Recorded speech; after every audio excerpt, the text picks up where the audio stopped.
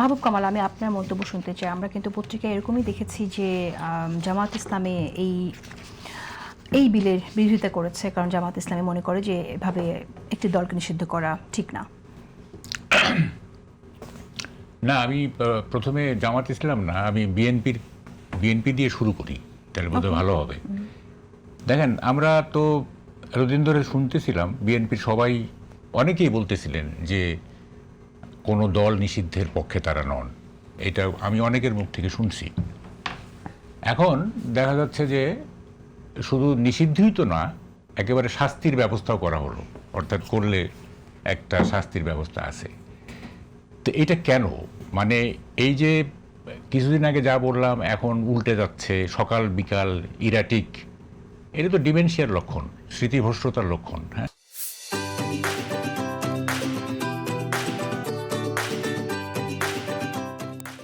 কেন বলার দরকার ছিল যে আমরা নিষিদ্ধ, কোনো দল নিষিদ্ধ হোক আমরা চাই না? না বললেই তো হইতো। এখন কি দাঁড়াচ্ছে? কথা দাঁড়াচ্ছে হলো যে আপনাদের উপরে আমরা নির্ভর করতে পারছি না, কারণ আপনারা কখন কি বলবেন আমরা জানি না। ঠিক আছে, এটা নির্ভর করতে পারছি না। ফলে এই যে দেখেন, শুধু বিএনপি না, সব রাজনৈতিক দলের মানে তারা প্রতিশ্রুতি ভঙ্গ করে, কথা পাল্টায়, তারপরও লোকে তাদের সম্মান করে। এটা একটা কিন্তু অদ্ভুত ব্যাপার।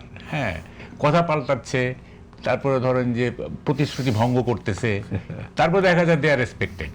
হ্যাঁ, এবং politics is only profession where you can cheat, you can lie, you can breach contract and still you are respected. একটাই মাত্র প্রফেশন, আর কোনো প্রফেশনে এই সুযোগটা নাই। দেখেন, আওয়ামী লীগকে কিন্তু মার্জিনালাইজ করার একটা সুযোগ ছিল। সেটা হচ্ছে 5ই আগস্টের ঠিক পরপর 3 মাসের মধ্যে যদি নির্বাচন দেয়া হতো, তখন আওয়ামী লীগ একেবারে ডিসক্রেডিটেড ছিল। সেই নির্বাচন দিলে সেই হাইপে ভোট হলে আওয়ামী লীগ ইলেকশনের মধ্য দিয়ে মার্জিনালাইজ হয়ে যেত, কারণ তখন টেম্পোটা এরকম ছিল। ঠিক আছে, এবং 5 বছরের জন্য লেজিটিমেটলি আওয়ামী লীগ আর মানে সেইভাবে মানে অ্যাক্টিভিটি করতে পারতো না। তাইলে আজকের কিন্তু এই নিষিদ্ধকরণের প্রয়োজনটা পড়তো না। ডিলে করে মানে এক ধরনের সিম্প্যাথি কর্নার এনে তারপরে আপনি নিষিদ্ধ করতেছেন, তাইলে রাজনীতিটা কত ভুল দেখেন। কথাটা হচ্ছে এই যে নিষিদ্ধ করলেন না, এটা কি ক্ষতি করলেন না উপকার করলেন? আমি বলতেছি, দেখেন, নিষিদ্ধ জিনিসের প্রতি কিন্তু মানুষের আকর্ষণ এইটা চিরকালের। ওই যে নিষিদ্ধ গন্ধম খেয়ে তুমি পাতকিনি আমি পাতক, এইটা কিন্তু বহু পুরনো, এবং আইন ভাঙার একটা কিন্তু প্রবণতা মানুষের মধ্যে থাকে সব বয়সের ক্ষেত্রে। যেমন ধরেন, একটা শিশু খেলছে না, সে পড়ালেখা করছে না, আপনি তাকে বলেন যে তোমাকে খেলতে হবে, তখন দেখবেন সে আইন ভাঙবে, সে তখন বলে না আর খেলবো না, সে পড়ালেখায় ফিরে যাবে। মানে তাকে এমন একটা কিছু বলতে হবে যাতে সেটা ভঙ্গ করে, তাকে বলতে হবে তোমাকে অবশ্যই খেলতে হবে, তাইলে সে আর খেলবে না। এইটা হচ্ছে মানুষের আপনার স্বাভাবিক প্রবণতা, এই নিয়ম ভাঙার। এখন দেখেন, মানে ব্যাপারটা কি দাঁড়াইলো, একটা জিনিস, একটা কথা আমি গত 15 বছর ধরে বলে আসতেছিলাম, এটা যারা আমাকে ফলো করছেন তারা জানেন। যখন আওয়ামী লীগ বিএনপিকে নিরাকরণ করার একটা প্রক্রিয়া চালু করেছিল, তখন আমি বলতাম যে এটা মশক নিধন না, যে কীটনাশক স্প্রে করে দিলাম আর মশা মরে গেল। হ্যাঁ, আওয়ামী লীগ এবং বিএনপি শুধু রাজনৈতিক দল না, এই দুইটা সামাজিক শক্তিও বটে। ফলে এই দুইটাকে নিরাকরণ করা খুব কঠিন একটা কাজ।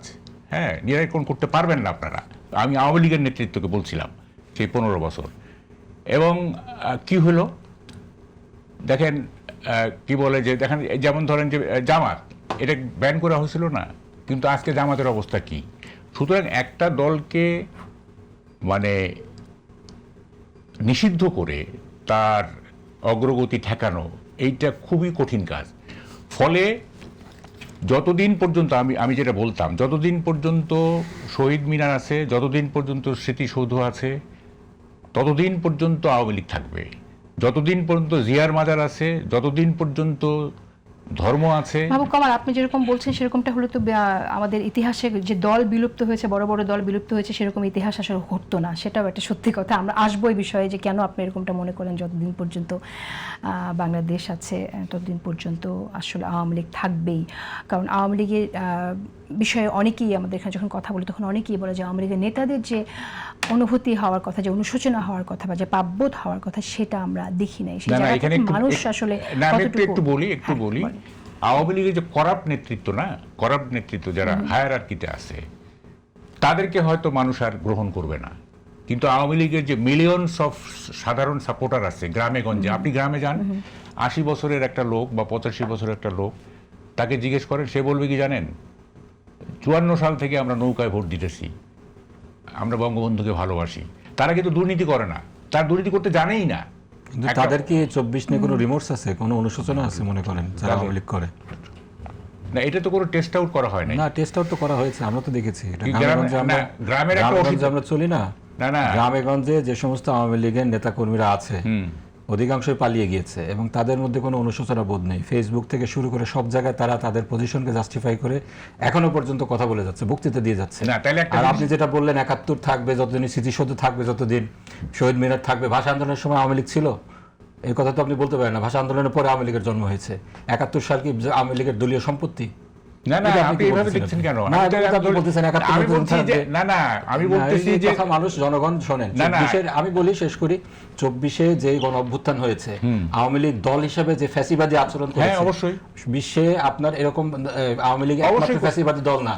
এর আগে নাৎসি পার্টি ছিল জার্মানিতে, তারা এরকম অপরাধ করার কারণে তাদেরকে দলগতভাবে নিষিদ্ধ করা হয়েছে। আপনি তো আবার একটা জিনিস মিস করে যাচ্ছেন। আমি বলতেছি তো যে হায়ারার্কি যেটা, যারা করাপ্ট তাদেরকে মানুষ আর গ্রহণ করবে না। নাৎসিকে কি শুধু হিটলারকে নিষিদ্ধ করে নাৎসি পার্টিকে কি জায়েজ করা হয়েছে নাকি রাজনীতি করতে দেওয়া হয়েছে? হ্যাঁ, তাহলে আওয়ামী লীগকে কেন আমরা 24-এ